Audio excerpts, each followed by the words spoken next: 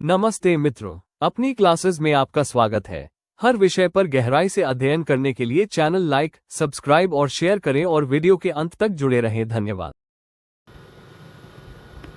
नमस्कार मित्रों, अपनी आयुर्वेद क्लासेज में आप सबका स्वागत है। हम औषधीय पौधों के बारे में अध्ययन कर रहे थे औषध द्रव्य के अंतर्गत, जो आयुर्वेद नर्सिंग के सिलेबस और बीएमएस दोनों के सिलेबस में विद्यमान है, और इन औषधीय पौधों का दैनिक जीवन में भी बहुत योगदान है। तो ये आपको जो इमेज दिखाई दे रही है, ये सर्पगंधा का पेड़ है, जो लगने वाले इसके फल पत्तियों को दिखाया गया है इसमें, और जो इसके फूल लगते हैं जो वाइट और श्वेत और लाल रंग के। अब हम सर्पगंधा के बारे में अध्ययन करेंगे।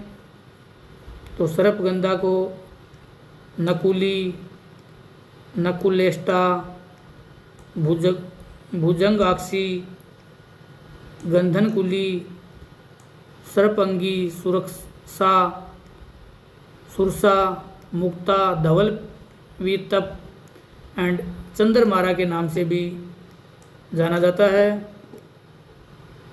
जो सर्पगंधा के क्षेत्रीय नाम हैं, गुजराती में इसे नोवेल, हिंदी में नकुलकंडा, छोटा चंद और हरकई चंद्रा के नाम से इसको जानते हैं। मराठी में इसको अदाकई और चंद्रा, मलयालम में चूना एविलपोरी, तेलुगु में इसको पातालगंधी और अंग्रेजी में इसको सरपेंटाइन रूट बोला जाता है। जो इसका बोटनिकल नाम है, ये रावोल्फिया सरपेंटिना बेंथ के नाम से इसका जो बोटनिकल नेम है।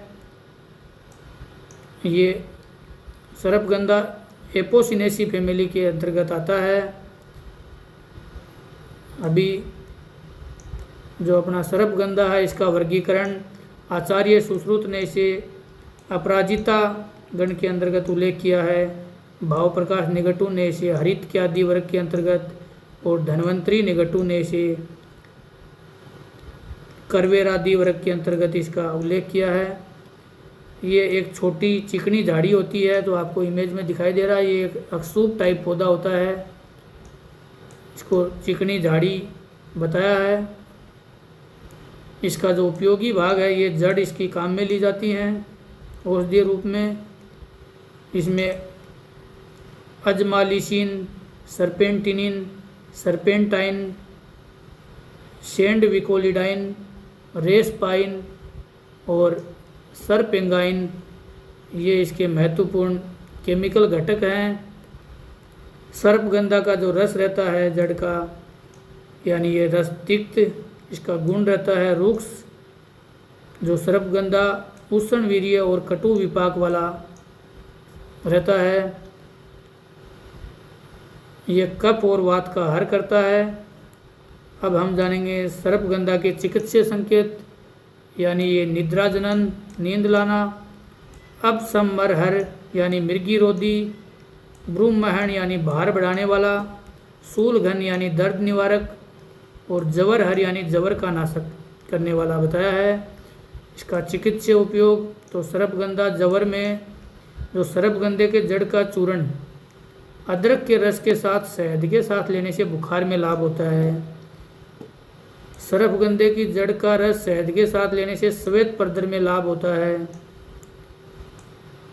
सर्पगंधे की जड़ का लेप फाइलेरिया में पानी के साथ लेने से लाभ होता है, जिसको सलीपद बोलते हैं। अनिंद्र यानी अनिद्रा में सोने से पहले गर्म काढ़ा लेने से इसका लाभ होता है। सर्पगंधे का जो पाउडर है, जो सर्पगंधादि चूर्ण है, इनको 3 से 6 ग्राम मात्रा में लेना चाहिए। सर्पगंधा के योग से बनने वाली जो औषधियाँ हैं, ये हैं सर्पगंधादि चूर्ण, सर्पगंधा घनवटी। अब हम जानेंगे सर्पगंधा के प्रतिकूल प्रभाव।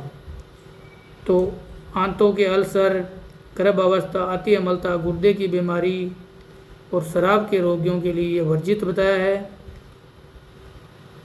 और इसके शुद्धिकरण की आवश्यकता नहीं है। तो इस लेक्चर में हमने सर्पगंधा के बारे में अध्ययन किया, जो एक अक्षूप टाइप दिखाई देता है, और इसके औषधीय गुणों के बारे में और इसके लैटिन नाम के बारे में जाना।